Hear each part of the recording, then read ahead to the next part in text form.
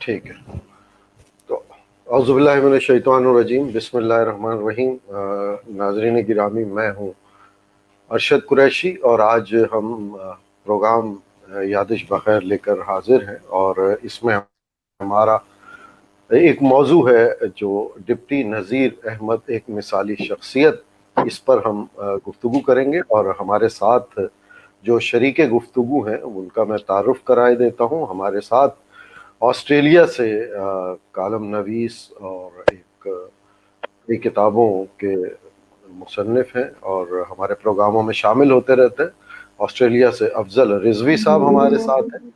کراچی سے professor doctor رئیس احمد صمدانی صاحب کا مصنف ہیں، کئی کتابیں لکھ چکے ہیں، تجزیہ کرتے ہیں اور کالم نویس ہیں، بہت اچھا لکھتے ہیں، ہمارے استادوں میں شامل۔ اور ڈاکٹر رئیس احمد صمدانی صاحب کراچی سے، وہ ہمارے ساتھ ہیں۔ شیخ خالد زاہد صاحب کالم نویس ہیں اور شاعری کرتے ہیں، بہت اچھا لکھتے ہیں، ہمارے ساتھ موجود ہیں۔ اور امریکہ سے ہمارے ساتھ محترمہ ناظمہ اطہر صاحبہ، ماہر تعلیم، سول ایوییشن اسکول کی پرنسپل، بہت عمدہ کارکردگی، بہت سی بچوں کے لیے اردو اور انگریزی کتابیں لکھی۔ پروگرام کا آغاز میں کرتا ہوں ایک کالم ڈپٹی نذیر احمد صاحب کے حوالے سے 30 مئی کو ایک کالم ایک بڑے روزنامے میں لکھا گیا، اور اس کا عنوان تھا ہم سب ڈپٹی نذیر احمد ہیں۔ کالم نویس نے ڈپٹی نذیر احمد کی شخصیت کے مختلف پہلوؤں پر تنقیدی الفاظ استعمال کرتے ہوئے انہیں انگریز کا مخالف بھی کہا اور کئی جگہوں پر انگریز کا ایجنٹ بھی کہہ گئے۔ پورے کالم میں سوائے ان کی ذاتی زندگی پر بات کرنے کے انگریز سرکار کی ملازمت، ڈپٹی کا عہدہ لینے کی وجہ ہی ان کو ایجنٹ ہونے کی دلیل بتائی گئی۔ کالم کا اختتام کرتے ہوئے انہوں نے لکھا کہ جب تک انہیں نصاب سے نہیں نکالیں گے ہماری آنے والی نسلیں پاکستانی نہیں بن سکے گی۔ یعنی موصوف کا کہنا یہ ہوا کہ موجودہ نسل جو ڈپٹی نذیر احمد کو پڑھ رہی ہے یا پڑھ چکی ہے وہ پاکستانی نہیں بن سکی، اور نہ آنے والی نسلیں پاکستانی بن سکیں گی۔ گویا ڈپٹی نذیر احمد ہمارے بچوں کے پاکستانی بننے میں رکاوٹ ہے۔ ایک جگہ مولوی عبد الخالق کے گھر سے روٹی لینے کا ذکر کرتے ہوئے قارئین کے ذہنوں میں یہ ٹھوسنے کی بھی کوشش کی کہ ڈپٹی نذیر احمد آزاد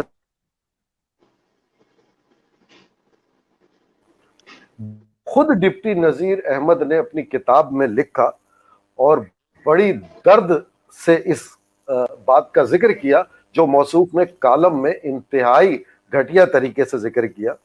ڈپٹی نذیر احمد صاحب لکھتے ہیں، ادھر میں نے دروازے میں قدم رکھا، ادھر ان کی لڑکی نے ٹانگ لی، جب تک سیر دو سیر مسالہ مجھ سے نہ پسوا لیتی، نہ گھر سے نکلنے دیتی، نہ روٹی کا ٹکڑا دیتی۔ یہ روٹی کے ٹکڑے کا ذکر کہ وہاں مدرسے میں جو بھی طلبہ تعلیم حاصل کرتے تھے، جہاں ڈپٹی نذیر احمد صاحب بھی تھے، تو وہاں سے جو یہی تھا کہ گھر سے روٹی وغیرہ مانگ کے اور مدرسے لے آیا کرتے تھے تمام طالب علم، اور اس کو کھاتے تھے۔ آگے نذیر احمد صاحب لکھتے ہیں، خدا جانے کہاں سے محلے بھر کا مسالہ اٹھا لاتی تھی، پیستے پیستے ہاتھوں میں گٹے پڑ گئے تھے، جہاں میں نے ہاتھ روکا اس نے بٹا انگلیوں پر مارا، بخدا جان سی نکل جاتی تھی۔ یہ تمام مواد دنیا بھر کی معروف ویب سائٹ ریختہ پر انہی الفاظوں کے ساتھ موجود ہے۔ اسی کا کالم میں ذکر کرتے ہوئے انہوں نے انتہائی غلط الفاظ کا استعمال کیا۔ اگر انگریزوں کے نقش قدم پر چلنا، ان کی ملازمت کرنا، ان کا لباس زیب تن کرنا انگریزوں کا ایجنٹ ہونا ہے جیسا موصوف نے فرمایا، تو پھر سر سید احمد خان اور مصور پاکستان علامہ محمد اقبال سمیت کئی شخصیات جنہیں انگریز نے سر کا خطاب دیا، ان کے بارے میں پھر موصوف کیا کہیں گے؟ ایک غزوے میں جب غیر مسلموں کو قید کر لیا گیا تو رسول اللہ صلی اللہ علیہ وآلہ وسلم نے عرض کیا، جو بھی دو مسلمانوں کو تعلیم دے گا اس کے عوض آزاد کر دیا جائے گا۔ دین کی تعلیم ہی کی بات ہو رہی تھی۔ ظاہر ہے غیر مسلم دین کی تعلیم نہیں دے گا تو دنیا کی تعلیم ہی کی بات ہوئی، اور اس سے رہائی کو مشروط کیا گیا۔ ان کے پورے کالم میں ایک بات مجھے کچھ سچ لگی، مگر ایک جگہ پہ لکھتے ہیں کہ مگر کچھ میرے جیسے سرپھرے بھی ہیں جو 100 سال دور غلامی میں جو لوگ انگریزوں کے ایجنٹ رہے، انہیں نصاب سے نہیں نکالیں گے، ہماری آنے والے نسلیں پاکستانی نہیں بن سکیں گے۔ ظاہر ہے ایسی بات کوئی سرپھرا ہی کر سکتا ہے جس کا اعتراف خود انہوں نے اپنے کالم میں کیا۔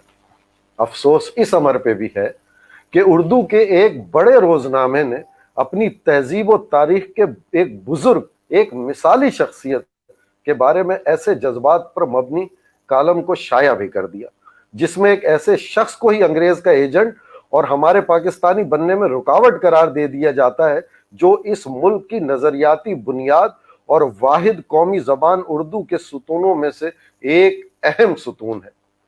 شاید موصوف کو یہ بھی علم نہیں کہ لاکھوں ذہنوں کی آبیاری کرنے والی شخصیات میں سے کیسری بیگم، راشد الخیری، ڈاکٹر اسلم فرخی، ڈاکٹر آصف فرخی کا تعلق بھی ڈپٹی نذیر احمد کے خاندان سے ہی ہے، جبکہ اس وقت ہمارے ساتھ پروگرام میں موجود محترمہ ناظمہ اطہر صاحبہ ڈپٹی نذیر احمد کی پڑپوتی ہیں، جو ہمارے ساتھ موجود ہیں، اور اس اہم موضوع پر میں بہت شکر گزار ہوں کہ انہوں نے ہمیں وقت دیا اور ہمارے ساتھ موجود ہیں۔ تو میں ابتدا کروں گا پروفیسر ڈاکٹر رئیس احمد صمدانی صاحب سے کہ سر آپ اس حوالے سے کچھ اظہار خیال کیجیے۔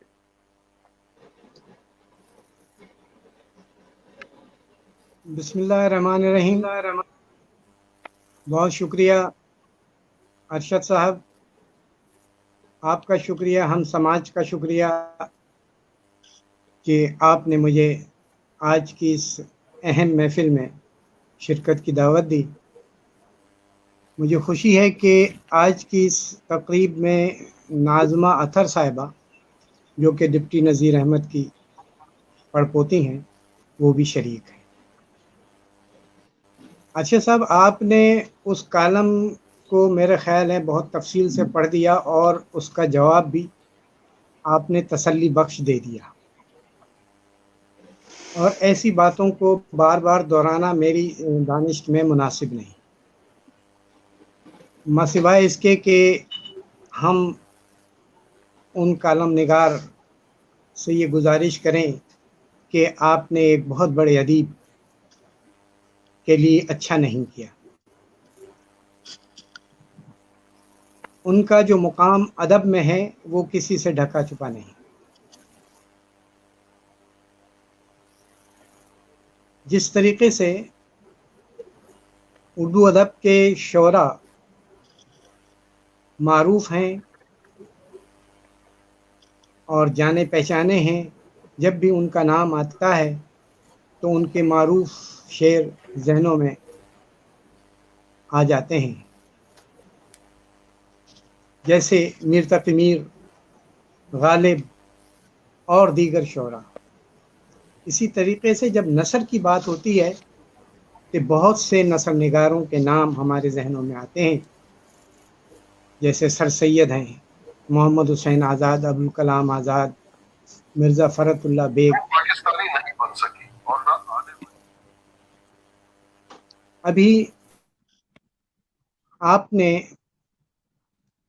ذکر کیا ڈپٹی نذیر احمد کے کارناموں کا۔ ڈپٹی نذیر احمد پر خاکہ لکھوانے کے لیے آپ نے یہ نذیر احمد پر خاکہ لکھوانے کے لیے، اور وہ خاکہ 1929 میں لکھا گیا۔ نثر نگاری کے ساتھ ساتھ جب بات ناول نگاری کی ہوتی ہے تو ہمارے ذہنوں میں توبۃ النصوح آ جاتی ہے۔ कौन तालिब इल्म ऐसा है जो तौबतुन नसूह से वाकिफ नहीं, चाहे वो इंजीनियर हो, डॉक्टर हो, कोई और आला तालीम उसने हासिल की हो, पीएचडी किया हो, जब उसके सामने बात डिप्टी नज़ीर अहमद का नाम लिया जाएगा तो उसके जहनों में तौबतुन नसूह आ जाती है। ये तौबतुन नसूह आज से नहीं, हम 70 साल से निसाब में पढ़ते चले आ रहे हैं। आखिर कोई तो वजह होगी। देखिए, सबसे बड़ी वजह कि डिप्टी नज़ीर अहमद नावल निगार ही नहीं थे, बल्कि नावल निगारी के बानी थे, मीरे कारवां थे। उनका पहला नावल मरातुल अरूस 1869 में, और ये पहला नावल है उर्दू का जो मंजर आम पर आया। और तौबतुन नसूह उसके बाद हमारे जहनों पे सवार है और रहेगी। वो जो मौसूफ कालम निगार हैं उनके कहने से कुछ नहीं होता। सबसे बड़ी बात जो डिप्टी नज़ीर अहमद के बारे में कही, अभी आपने उसका तज़किरा किया कि डिप्टी साहब ने खुद भी लिखा कि वो किसी मदरसे के बराबर में, बल्कि उन मौसूफ ने तो लिखा मोहल्ले में किसी से रोटी लेने जाया करते थे।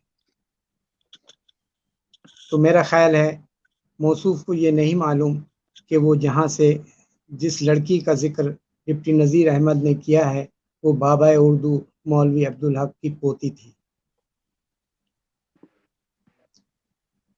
और उस ज़माने में जब डिप्टी नज़ीर अहमद उस मदरसे में पढ़ा करते थे, वो जाहिर है वो एक कस्बा था, छोटा सा गांव था, वहाँ पर मदरसे में पढ़ना कोई बुरी बात न थी और ना ही आज है मदरसे में। लेकिन हम ये देखते हैं कि मदरसे में पढ़कर डिप्टी नज़ीर अहमद कहाँ से कहाँ पहुँचे। मदरसे के बाद उन्होंने स्कूल की तालीम भी हासिल की, मदरसे में रहते हुए उन्होंने कलाम मजीद हिफ्ज़ भी किया, वो कॉलेज में भी उन्होंने पढ़ा, और उसके बाद एक उस्ताद की हैसियत से उन्होंने अपनी अमली ज़िंदगी का आगाज़ किया। वो स्कूल टीचर भी रहे। वो एक कॉलेज के जो कि कुंजा एक इलाका है, वहाँ पर एक कॉलेज था, उस कॉलेज में तदरीस के फ़राइज़ भी सरअंजाम देते रहे। जैसे मैंने पहले कहा कि तारीख़ तो हमें ये बताती है कि बाबा उर्दू मौलवी अब्दुल हक ने, जैसे मैंने अभी पहले कहा कि कालम एक खाका मौलवी अब्दुल हक का लिखवाया, और वो खाका आज भी उनकी सारी तफसीलात उस खाके के अंदर मौजूद है। अब्दुल कादर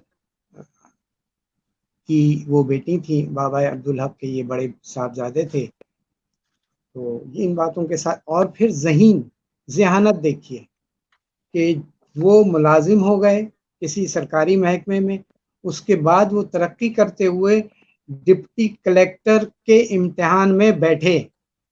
यानी वो, उन्हें किसी अंग्रेज ने डिप्टी कलेक्टर नहीं बनाया था, बल्कि वो अपनी ज़हानत की बुनियाद के ऊपर डिप्टी कलेक्टर के इम्तिहान में बैठे और उस इम्तिहान में उन्होंने अव्वल पोजीशन हासिल की। उस बुनियाद के ऊपर उन्हें कलेक्टर बनाया गया था। जो मैं अभी आपसे कह रहा था कि कुंजाही, हमारे दोस्त भी हैं कुंजाही साहब, ज़िला गुजरात का एक कस्बा है कुंजा, उसके कॉलेज में उन्होंने दर्स व तदरीस, इसमें कोई शक नहीं कि डिप्टी साहब आज़ाद ख्याल थे, लेकिन वो मजहबी भी थे। वो खुद मजहबी नहीं थे, बल्कि उनका पूरा घराना मजहबी था। उनकी खुसूसियात, अदबी खुसूसियात को कोई भी उनसे इनकार नहीं कर सकता। डिप्टी साहब ने रिटायरमेंट के बाद अपने आप को तसनीफ़ व तालीफ से मुंसलिक कर लिया, और उसके बाद रिटायरमेंट के बाद उन्होंने वो लिखते रहे اور بے شمار کتابیں انہوں نے لکھی جو آج بھی ادب کا بہترین سرمایہ ہے. وہ آزاد خیال اس اعتبار سے مرات العروس کا پہلا چیپٹر خواتین کی تعلیم کے بارے میں، یعنی وہ جس طریقے سے سر سید تعلیم کے فروغ کے لیے سرگرداں تھے، اسی طریقے سے خواتین کی تعلیم کے لیے ڈپٹی نذیر احمد نے آواز اپنے اس ناول کا حصہ بنایا کہ عورتوں کو تعلیم حاصل کرنی چاہیے.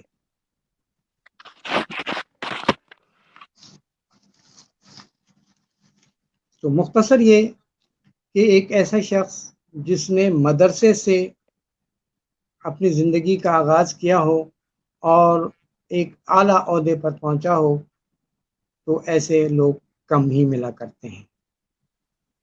ان خیالات کے ساتھ میں اپنی بات کو ختم کرتا ہوں. وآخر دعوانا ان الحمدللہ رب العالمین. بہت شکریہ ڈاکٹر صاحب، بہت اچھی اور بہت بہترین بات ڈپٹی نذیر احمد صاحب کے حوالے سے آپ نے کی. اب میں گزارش کروں گا شیخ خالد زاہد صاحب سے کہ وہ کچھ اظہار خیال کریں اس موضوع پر. جی شیخ صاحب. السلام علیکم. وعلیکم السلام. سب سے پہلے تو میں ارشد صاحب آپ کا بہت مشکور ہوں کہ آپ نے اتنے مطلب ایک اہم موضوع کو جو ہے وہ منتخب کیا اور ایک ایسی شخصیت کے اوپر مجھے نہیں معلوم کہ کیا ایسی ضرورت پیش آئی تھی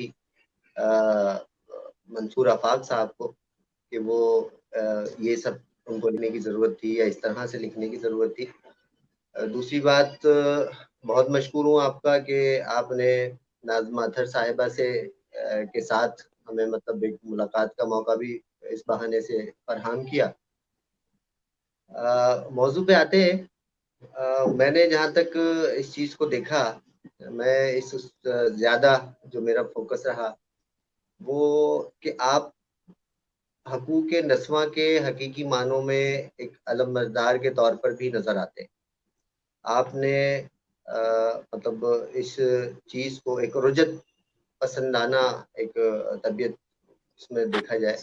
مطلب ایک مولوی کا سابقہ آپ کے ساتھ لگا ہوا ہو اور آپ پھر بھی جو ہے وہ مطلب حقوق نسواں کا وہ کریں اور اس طرح سے ادب کی ترویج میں اپنا حصہ ڈالیں. اور جیسے کہ ڈاکٹر صاحب نے کہا کہ آپ جو ہے ناول نگاری میں روح رواں ہیں، آپ پہلے مطلب ناول نگار ہیں. ایک چیز یہاں پہ یوں ایسے دیکھ لیں کہ جیسے ڈاکٹر صاحب نے بھی اس کا ذکر کیا کہ ہم اگر ڈپٹی نذیر احمد صاحب کو اس طرح سے زیر بحث لایا گیا تو کیا سر سید احمد خان جو صحیح معنوں میں صحیح وقت پہ جنہوں نے تشخیص کی کہ مسلمانوں کی تنزلی کو اگر روکنا ہے یا اس میں آپ نے آگے بڑھنے کے لیے کچھ کرنا ہے تو علم کا حصول جو ہے وہ سب سے اہم ترین ہتھیار ہونا چاہیے یا ہوگا، جو وقت کے بعد وقت نے جس چیز کو ثابت کیا کہ ہاں ایسا ہی ہے، ایسا ہی ہونا چاہیے تھا. لیکن ان کے اوپر اس وقت میں بہت مطلب تنقید ہوئی اور طرح طرح کے مطلب زد میں رہے وہ مختلف اس میں. تو یہاں پر ایک چیز اور بھی ہم مطلب قابل ذکر سمجھتے ہیں کہ جو صاحب کالم ہے کہیں ان کا مقصد ایک جیسے آپ کو کوئی چیز نہ مل رہی ہو میڈیا میں آنے کے لیے یا مطلب اس طرح سے، تو انہوں نے اس چیز کو ہو سکتا ہے استعمال کیا ہو کہ ایک ایسی شخصیت کے اوپر مطلب میں معذرت کے ساتھ کہ کیچڑ اچھالا جائے جس سے جو ہے مجھے ایک اس میں وہ جگہ ملے، ایک اس میں آؤں، میں میڈیا میں آؤں یا اس طرح سے. جہاں تک ابھی ایک چیز تھی کہ آپ کا جو وہ اسپیشل ایک کیس خصوصی کہ جی وہ روٹی لینے گئے اور وہاں وہ ان کا ایک اس طرح سے وہ، تو جہاں تک میرا علم ہے تو ان سے ان کی شادی بھی ہوئی، اور وہ ان کی پہلی جو محبت تھی وہ آخری محبت، اور مطلب ان کی شادی تا حیات، مطلب جب بھی جیسے وہ سلسلہ ان کا وہ ہوا تو وہ ان کے ساتھ ہی رہا. تو یہ ایک مطلب اور مثبت چیز تھی جس کو مطلب اس طرح سے نہیں دیکھا گیا. اور مجھے خوش قسمتی دیکھیں کہ ابھی ہم اس کے اوپر ہی تھے، ہم سماج سے ارشد قریشی صاحب نے جب وہ کیا تو مجھے ایک کتاب میرے اس پہ آئی، میں آپ کے مطلب دکھانا چاہوں گا. یہ وہ کتاب ہے ڈپٹی نذیر احمد کی کہانی.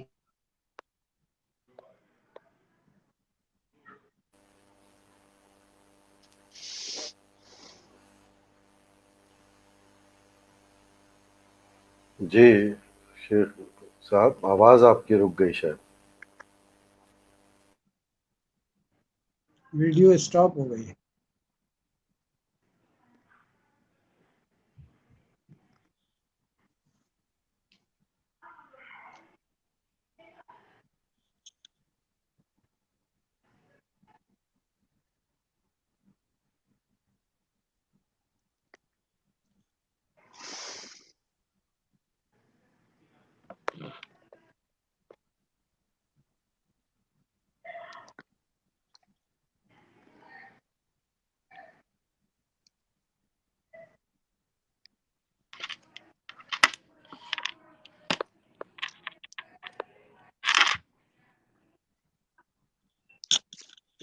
آواز بھی نہیں آ رہی ہے ارشد صاحب آپ کی.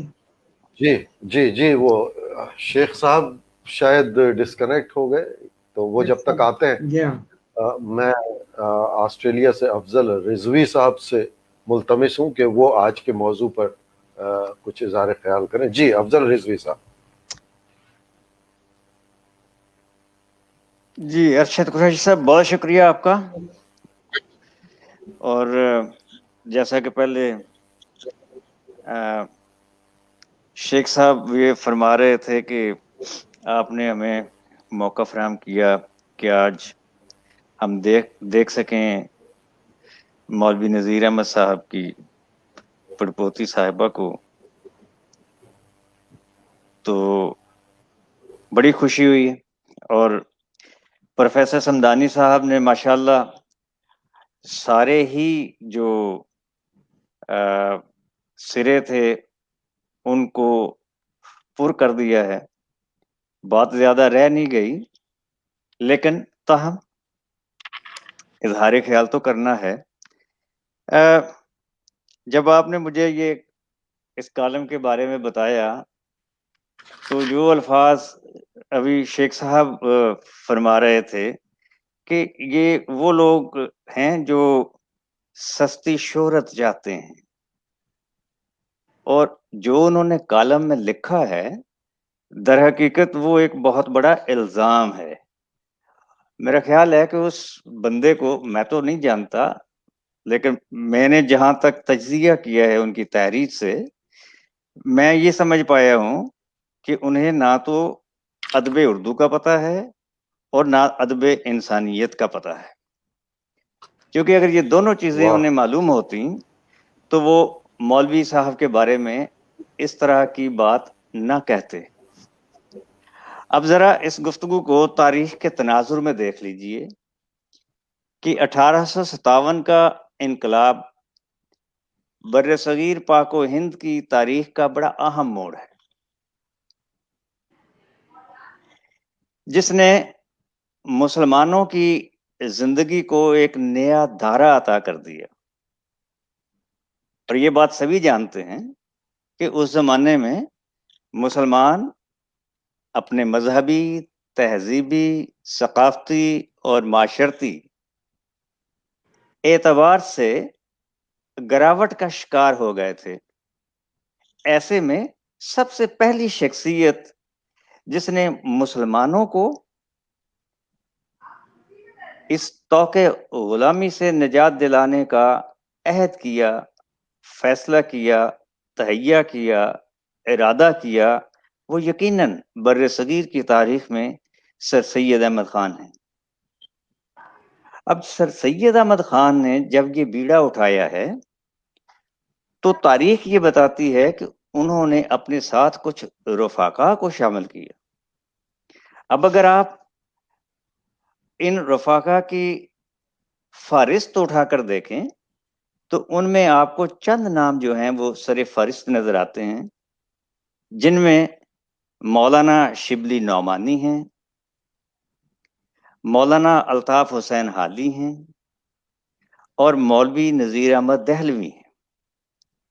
اب مولانا نذیر کی جو شخصیت ہے وہ دیکھیے، وہ بچپنا، لڑک پن، مدرسے کی تعلیم، اور یہ آج تک یہ سلسلہ چلتا ہے کہ جو بچے مدرسے میں جاتے ہیں وہ متعلقہ محلوں میں جاتے ہیں اور وہاں سے وہ کھانا اکٹھا کر کے لاتے ہیں، اور وہ ان کی ٹریننگ کا حصہ ہے کہ ان کے اندر اتنی عاجزی، انکساری پیدا ہو جاتی ہے کہ وہ زندگی کے بعد کے آنے والے ماہ سال میں کبھی تکبر کا شکار نہیں ہوتے. اللہ رب العزت ان کو اتنی منکسر المزاجی عطا کر دیتا ہے کہ ان کے تکبر اور غرور ان کے قریب بھی نہیں گزرتا.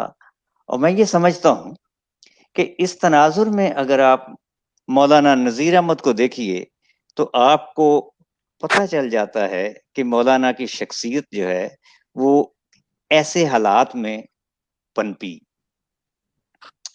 اب جہاں تک مولوی نذیر احمد کی شخصیت اور ان کی علمی اور ادبی خدمات کا تعلق ہے، اگر انہیں پیش نظر رکھا جائے تو یقین کیجئے کہ یہ بات ہر کس و ناقص پر اظہر من الشمس ہو جاتی ہے کہ وہ ایک عالم بعمل اور اعلیٰ ادیب ہونے کے ساتھ ساتھ ایک مدبر اور متحرک استاد بھی تھے.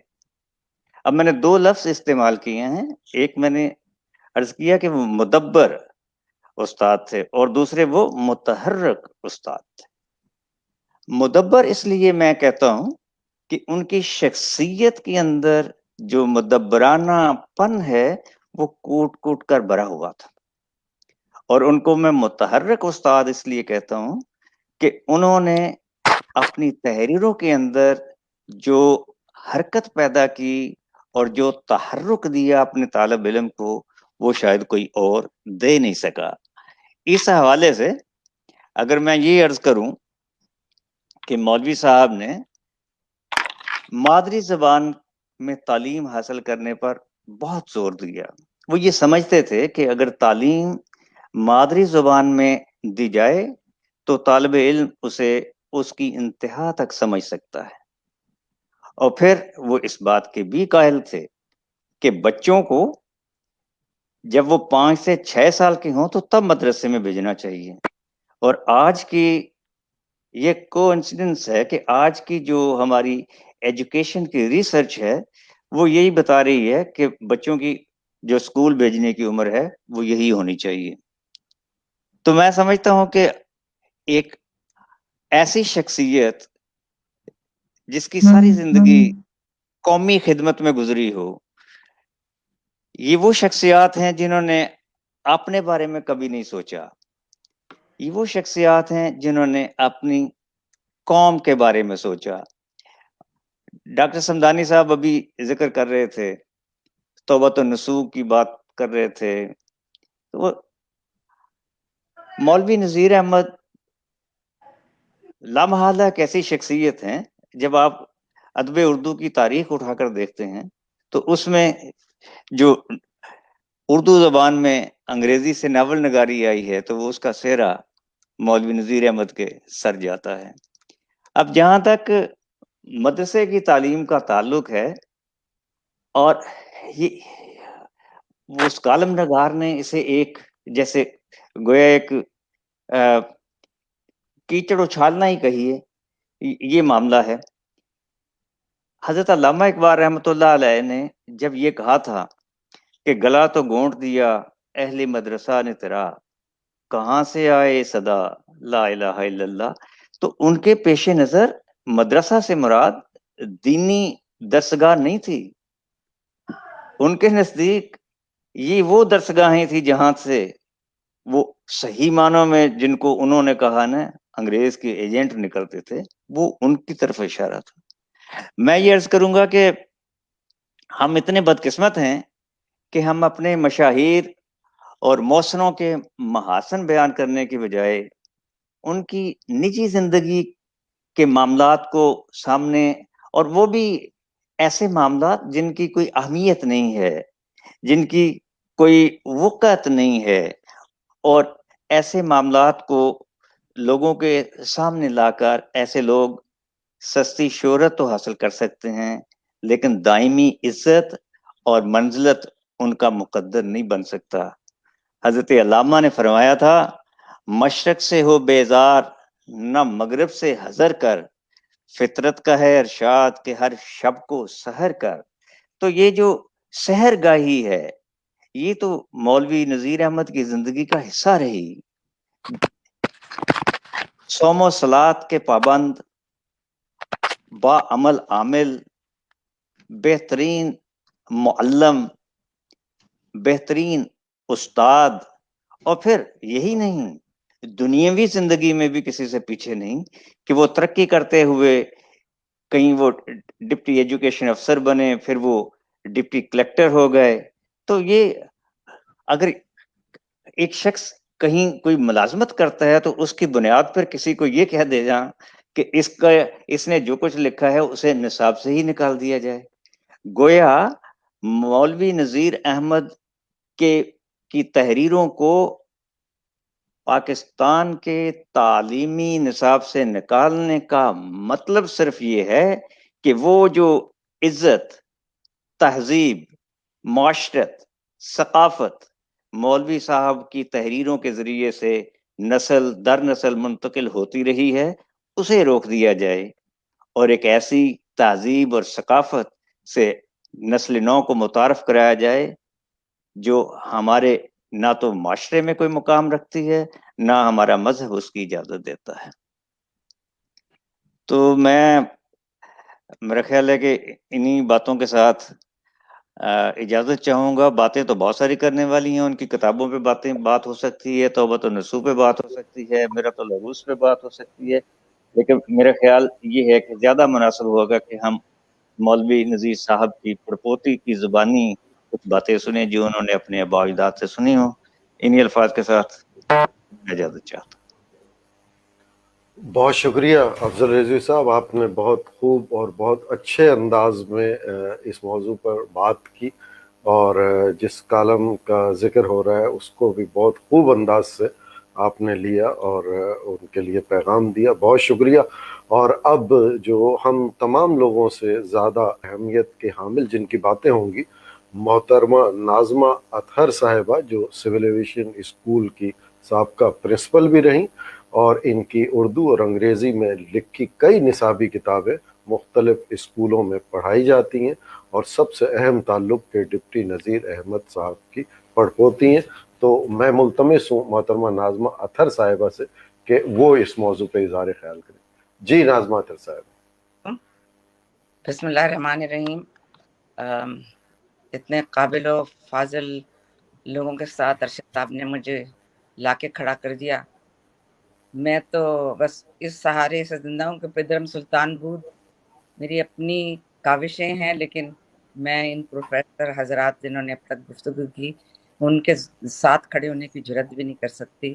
میں تو بہت حقیر ادنا سی ایک تعلیمی شعبے کی خدمت گزار کہہ سکتی ہوں اپنے کو، لیکن ہاں یہ ضرور ہے کہ اس موضوع کو جس نے بھی چھیڑا ہے ادبی لحاظ سے تو دکھ ہوا ہوگا، سب کو ہوا ہوگا جو اس دائرے سے تعلق رکھتے ہیں، لیکن مجھے تو میرا تو سمجھے کہ میرا خون للکارا گیا ہے، تو مجھے تو میرا خون کھول گیا، اور اس وقت بھی میں بڑی جذباتی ہوئی ہوں، کیونکہ آنکھ کھول کر ہم نے جب بڑے ہوئے اور زندگی کے سفر میں قدم تو ہم نے ہمیشہ عزت پائی کہ بھائی ڈپٹی نذیر احمد کے خاندان سے ہیں۔ میں چھوٹی تھی جب پاکستان وجود میں آیا اور میرے والد دفاتر میں جاتے تھے، کبھی ہم کو ساتھ لے جاتے تھے تو لوگ کھڑے ہو جاتے تھے، اچھا سراج صاحب ہیں آپ، ڈپٹی نذیر احمد کے پوتے ہیں۔ تو ہم نے تو آنکھ کھولی تو ڈپٹی نذیر احمد کے لگائے ہوئے عزت کے پودے سے پھل کھائے، اور बड़ा फ़ख्र महसूस किया। आँख खुलते ही देखा कि एक ऐसे ख़ानदान में अल्लाह ताला ने हमें उतारा, उस प्लेटफ़ॉर्म पे उतारा, जो खुद पहले से ही बुलंदी पर था, और हमने तो ज़रा-सा उसको ब्रश अप करके और अपने आबा-ओ-अजदाद के नाम के कायम रखने के लिए जो काविश की, हम उसका अदना-सा हिस्सा हैं। और इतने काबिल लोगों से आज बड़े दुःख के मौके पे बातचीत हो रही है और हम उन्हें सुन रहे हैं। ये इस वक़्त की महफ़िल कोई अच्छी महफ़िल नहीं है, इसमें बहुत दुःख है। और क्यों? क्योंकि ऐसी छेड़खानियाँ हो रही हैं कि जिससे आपकी जड़ें हिल जाएँ, आपकी बुनियादें हिल जाएँ। कहाँ तक गारतगरी अपने मैदान में उतरेगी और किस-किस चीज़ को, किस-किस वैल्यू को, किस-किस कदर को, किस-किस लाइन में जाके खूबसूरत चीज़ों को मस्मार किया जाएगा, समझ में नहीं आता। इस कॉलम ने तो यकीन मानिए हमारी ख़ानदान की तो जड़ें हिला के रख दी। और जिस नाज़ के साथ हम पले हैं और जिस नाज़ के साथ हमने दुनिया में कदम रखा है, जिन नामों के अपने चारों तरफ हिसार देखे हैं, उनमें ताबिश अहमद देलवी, शानुल्लाह कक्की, असलम फ़र्रुख़ी, आसिफ़ फ़र्रुख़ी, शाहिद अहमद देलवी, राशिदुल खैरी, हम तो एक ऐसे गुलदस्ते की एक अदना सी कली हैं कि हमारा वजूद कोई वजूद नहीं है, लेकिन हम उतारे गए ऐसी जगह कि हम पे कुछ जिम्मेदारियां हो गई हैं अपने खानदान के बुजुर्गों की काविशों से, जो उन्होंने मकाम हासिल किया, तो हम पे भी कुछ जिम्मेदारी हुई कि हम भी कुछ कर गुजरे। जो भी मैंने किया अपने करियर में, मैं खुशकिस्मत समझती हूँ कि डिप्टी नज़ीर अहमद की दो खुसूसियात मुझ तक भी पहुंची। एक तो उस्ताद की हैसियत से और एक लिखारी की हैसियत से।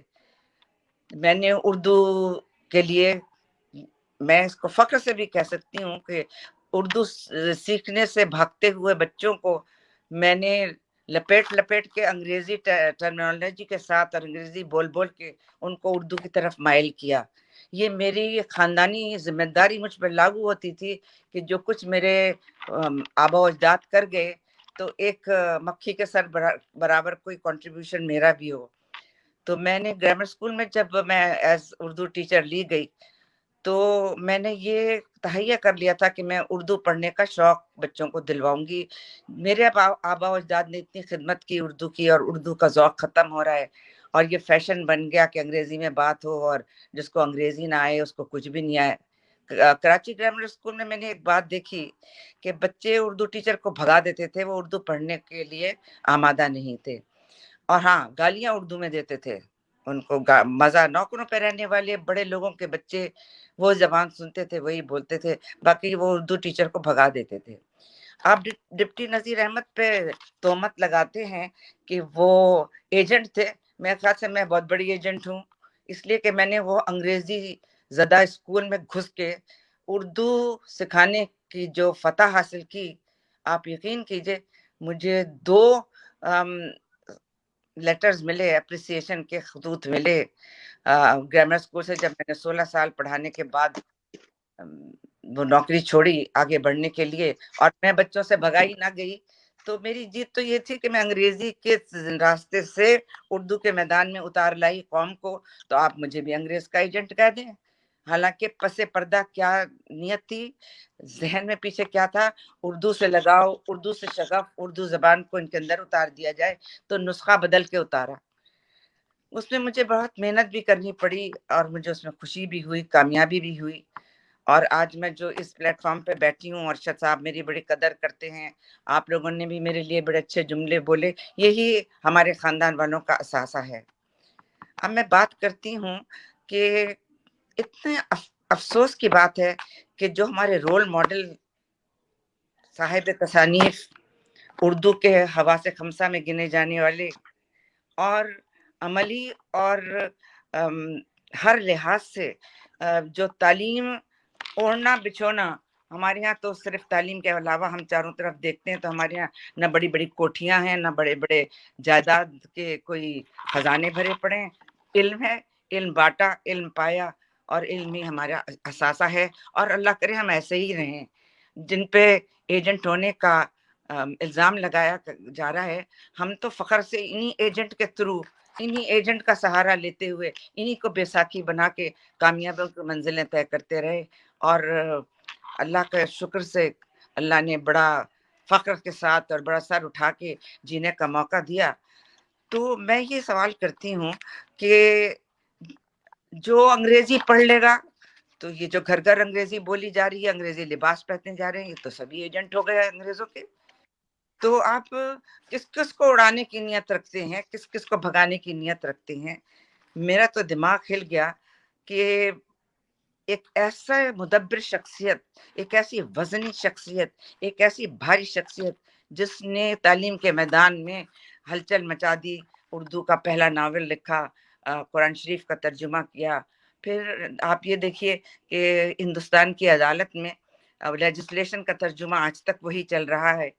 और सर सैयद अहमद खान ने एक दफ़ा अपने साथी डिप्टी नज़ीर अहमद से कहीं तकरीर करवाने का फैसला किया आज़ादी के तहरीक के सिलसिले में।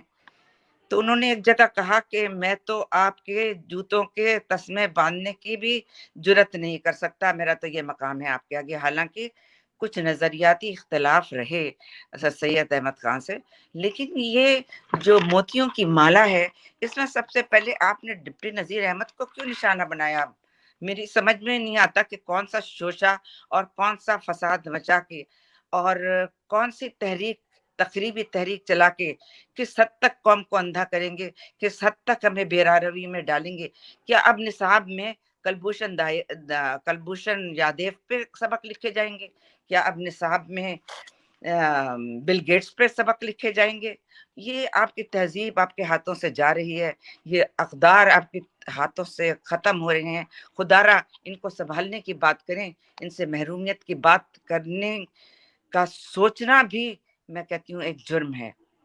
मेरे एक चचा हिंदुस्तान से वापस नहीं आए, मुस्लिम अहमद उनका नाम था। वो उसी डिप्टी नज़ीर अहमद खान के घर में डिप्टी साहब के घर में बैठे रहे, उनका कुतुब खाना संभालते रहे। और उन्होंने कहा मैं किसी कीमत पे ये हवेली नहीं छोड़ूंगा, क्योंकि मेरे बाप दादा की यादें यहाँ पे, मैं यहीं खत्म हो जाऊंगा। वो नहीं आए। किसी जलसे में उन्होंने कोई मकाला पढ़ा, तो जब वो तकरीर करके उतरे तो इंदिरा गांधी ने उनको सलाम दुआ करने के बाद बुला के कहा कि डिप्टी साहब की वो किताबें जो उन्होंने औरतों की तालीम और तरबियत के लिए लख्त जिगर और मेरा असगर अकबरी का जो किस्सा लिखा है, हमारे यहाँ हर लड़की के जहेज में ये किताबें जाती हैं। आप ये देखिए कि गैर दूसरा तमद्दुन, दूसरा मजहब, दूसरी सोच समझ डिप्टी नज़ीर अहमद को ये मकाम दे रही है, और खुद अपने लोग, हमारा असासा, हमारी वैल्यूज, हमारी तहजीब, आप उसको उड़ाने की नियत करते हैं। आप यकीन कीजिए कि मेरी आंखों में आंसू आ गए जिस वक्त मैंने ये आर्टिकल पढ़ा। कहाँ तक बेरारवी जाएगी? किस मयार पर ले जाके आप कौम को छोड़ेंगे? किस अंधेरे में हमारी आने वाली नस्लें अंधेरे में लाठी मारती रहेंगी? आप ये देखिए कि इल्म का खजाना होने के साथ बेहतरीन उस्ताद, बेहतरीन role model, self made man, जिसने, जैसे आप लोगों ने भी बताया कि मोहल्ले से खाना जमा करना से लेके शमसुल उलमा तक के खिताब तक का सफर इज्जतों और मुदब्बरी के साथ तय किया, आप उसको निकालने की बात करते हैं। तो फिर सबको ही निकाल दें। ये जो एजेंट अंग्रेजी कपड़े पहने फिरते हैं, ये जो घर घर अंग्रेजी बोली जाती है, ये जो दफ्तर में अंग्रेजी बोली जा रही है, और अब जो हुब्बुल वतनियत आपको नजर आ रही है, क्या सबकी जिम्मेदारी डिप्टी नज़ीर अहमद पे? क्यों आपने निशाना बनाया? कौन सी तहरीक आप चलाना चाहते हैं? आप मैं सियासी गुफ्तगू करना तो नहीं चाहती, लेकिन इसमें सियासत है, तकरीबी सियासत है। आपने हकीम सईद को क्यों मारा? आपने लियाकत अली खान का कत्ल क्यों किया? आप चाहते नहीं कि उर्दू बोलने वाला तबका पनपे, आप चाहते नहीं कि उर्दू बोलने वाला तबके की कुछ यादगारें भी रहें। बस एक खास तबका पाकिस्तान पे छाया रहे, वो जो दिल चाहे उसका। आजादी है ख्याल तो वही सबका हक है ना, तो यूं ही सही, सस्ती शोहरत पाओ यूं ही। तो मैं तो इस वक्त भी, यकीन करें, मेरे हाथ पांव कांप रहे हैं गुस्से और गम से कि कैसे जुर्रत हुई, और उस नाम वो जो अखबार के एडिटर थे, उन्होंने ये कॉलम कैसे छपने दिया? ये तो इसके ऊपर कुछ बोलना तो एक बात अलग है, इसको ज़हनी तौर पे कबूल करना और वो सुर्खी देखते ही जो जज्बात उभरे हैं और जो इनकी खिदमात को ज़क पहुंची है, तो आप दूसरे को गिरा के अपना कद कितना ऊंचा दिखाना चाहते हैं? आप चांद पे थूकेंगे तो चांद का थूका कहाँ जाता है ये आपको भी पता है। बनना क्या है सिवाय इंतशार के, जो मौजूदा हालात में बहुत फैला हुआ है। आप मजीद चिंगारी लगा देंगे, आपको क्या मिलना है इससे? जिन्होंने अपने अस्लाफ की, जिन्होंने अपने बुजुर्गों की कदर नहीं की, उनको खोया, दूसरों को पकड़ा। अंग्रेजी कौम तो अभी भी शेक्सपियर को पढ़ा रही है और अपने दानिश्वरों को असासा बनाए बैठी है। ये हम बदनसीब कितना खोएंगे? हमने अपने वो घर, बड़े बड़े हवेलियां, अपनी वो तहजीब, अपने माँ बाप का की रचाव वाली जिंदगी वो छोड़ी। हमने पार्टीशन की सोबतें देखी हैं, हमारे आबा अजदाद ने जनाजे उठाए अपने रिश्तेदारों के। तो वो तो हमारे मोहसिन हैं जिनको हम कहते हैं कि हमारे बच्चे वो सबक भी ना पढ़ें। और दूसरी बात ये जिस तरह से जिक्र होता है कि वो खाना लेने जाते थे घर घर, मैं इस पे भी दुखी हो जाती हूँ, क्योंकि उस जमाने में तरीका ही ये था कि बच्चे जब मदरसों में जाते थे तो उनकी वो कैसे फीस दे अपनी, वो इस तरह देते थे कि उन घरों में जाके, चंद घरों में जाके उनके काम करते थे, मसाले पीसते थे, घर की सफाई करते थे, सौदा सुलफ लाते थे, खाना भी वहां से मिलता था। ये उनकी ट्रेनिंग भी थी और ये उनकी फीस भी थी। तो इसको लोग बड़ी बुरी तरह कहते हैं कि वहाँ रोटी लेने जाते थे। भाई तरीका ही ये था तालीम का कि वहाँ पे ख़वातीन घरों में बैठ के कुरान शरीफ की तालीम देती थी और शागिर्द घरों के काम करके जाते थे। तो ये कोई बुराई नहीं थी। हम तो फ़ख्रिया कहते हैं कि हम उस घराने से हैं जहाँ अगर रोटी खाना एक रोटी जमा करना एक अजीब अंदाज में बयान होता है, तो वो तो हमारे हीरो तो ये भी सिखा गए डिप्टी नज़ीर अहमद कि सेल्फ मेड मैन कैसे कहाँ तक तरक्की कर सकता है। और खाना लेने से शमसुल उलमा तक का सफर जरा उस पर गौर कीजिए कि क्या मिसाली किरदार नहीं है? क्या उनको नई नस्लों को पढ़ा के आप कुछ घरा कदर अकदार जो हैं उनको नहीं बटोर सकते? मैं हैरान हूँ। मैं लिख के तो मैंने अपने सामने बहुत कुछ रखा था, लेकिन मैं जज्बात में आके इन अल्फाज के भी मायने खो बैठी। आप जैसे लोगों की जब मैंने बातचीत सुनी, अल्लाह आप लोगों को, आप जैसे लोगों को सलामत रखे। हमें मुत्तहिद होना है, हमको ये तहरीक आगे नहीं चलनी देनी है। और अरशद साहब, आप इसमें बड़ा कलीदी किरदार अदा कर सकते हैं। आज जो आपने ये दुख के माहौल में महफिल सजाई है, ये बहुत बड़ा कदम है। और इंशाल्लाह जब तक मैं, आप और ये साहिबान कदर बैठे हैं, इंशाल्लाह ताला ये तहरीक नहीं चलेगी। और इस तरह से मैं तो हर जगह हकीम सईद की भी मिसाल देती हूँ, कोई काम करने की जुर्रत करे वो उड़ा दिया जाएगा। ये एक सोच बन गई है, ये एक तहरीक बन गई है। खुदारा इस तहरीक को परवान ना चढ़ने दें। और अगर ये होना है तो फिर सभी जो असेंबलियों में बैठे हैं कोट पतलून पहने हुए और अंग्रेजी जबान में बोलते हैं, सभी फिर तो ये हो गया कि सभी बागी हैं। और इतने अरसे के बाद आप अंग्रेज के एजेंट का ठप्पा लगाने चले हैं किस पुरवकार शख्सियत पर, जिसके कुरान का तर्जुमा मिसाली है, जिसकी अपनी तालीमात मिसाली हैं, जिसकी जिंदगी मिसाली है, जिसने वो सिर्फ लिखारी नहीं थे, उनकी तहरीर में तरबियत भी शामिल थी। उनकी तहरीर में कुछ आपको सबक सीखने का भी मौका मिलता है। तो ये आप सुतूनों को अगर गिराएंगे तो क्या आप समझते हैं आपकी इमारत जो है वो बाकी बचेगी? कभी ऐसा नहीं हो सकता। तो मैं आपको क्या बताऊं कि मैं कहाँ से शुरू करूं, कहाँ खत्म करूं? इतनी बड़ी शख्सियत, इतनी अजीम शख्सियत के इतने पहलू, इतनी तहें, कौन सा परत उठाऊं तो क्या मिले और कितना बोलूं?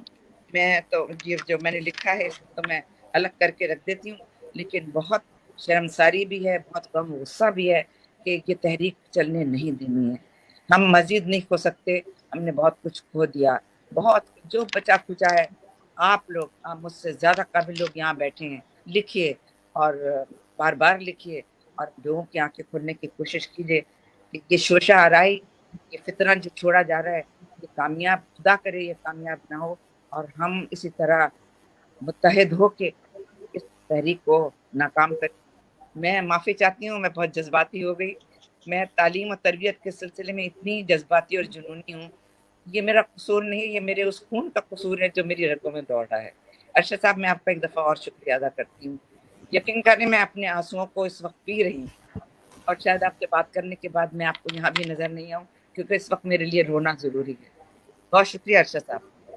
میری بہت جذبات شکریہ. بات چیت آپ لوگوں نے سنی, پتہ نہیں آپ کے کانوں پہ کتنی گراں گزری ہوگی. میں اتنی قابل نہیں ہوں, میں بس خدمت گزار ہوں تعلیم کی. بہت مہربانی, بہت شکریہ. میں اجازت بھی چاہتی ہوں, میرے گھر میں شادی ہے اور سب محفل بنی سجی بیٹھی ہے اور میں یہاں بیٹھی ہوں آپ کے ساتھ. جی جی جی جی بالکل بالکل, بہت شکریہ میڈم, بہت شکریہ, بہت شکریہ. بہت خوبصورت باتیں اور بہت اہمیت کے حامل باتیں, بہت دل دکھانے والی باتیں. بہرحال آج کا یہ ہمارا پروگرام اب اختتام کو پہنچا, اور ہم انشاءاللہ تعالیٰ پھر کسی پروگرام میں اسی طرح حاضر ہوں گے. خدا نہ کرے کہ کسی ایسے موضوع پر ہم کوئی اب مزید پروگرام کریں. اصغر مہدی ہوش صاحب کے ایک شعر کے ساتھ, جو میں ان کالم لکھنے والے موصوف کے نام کرتا ہوں, ان کے لیے عرض کرتا ہوں اصغر مہدی ہوش صاحب کا یہ شعر, اور پھر اجازت چاہوں گا. ذکر اسلاف سے بہتر ہے کہ خاموش رہیں, ذکر اسلاف سے بہتر ہے کہ خاموش رہیں, کل نئی نسل میں ہم لوگ بھی بوڑھے ہوں گے. ارشد صاحب ایک پڑھنے کی اجازت دیجیے گا اپنی بات ختم کر کے. ضرور ضرور ضرور ضرور. ابھی پڑھوں یا بعد میں؟ جی جی بالکل پڑھیے. جو وعدہ کش تھے پرانے اٹھتے جاتے ہیں, جو وعدہ کش تھے پرانے اٹھتے جاتے ہیں, کہیں سے آب بقائے دوام لا سکی. واہ کیا بات, میں بات ختم کرتی ہوں. شکریہ بہت بہت. بہت شکریہ, بہت شکریہ. ڈاکٹر صاحب سمدانی صاحب آپ کا بہت شکریہ. افضل رضوی صاحب آپ کا بہت شکریہ. شیخ خالد صاحب ہمارے ساتھ تھے, ابھی ان کا میسج آیا, ان کا رابطہ نہیں ہو رہا, ان کا بہت شکریہ. انشاءاللہ تعالیٰ پھر کسی اچھے اور عمدہ موضوع پر پروگرام کریں گے, اور پھر ہم آپ کے ساتھ ہوں گے انشاءاللہ تعالیٰ. انہی الفاظ کے ساتھ اب میں اجازت چاہوں گا. فی امان اللہ. فی امان اللہ.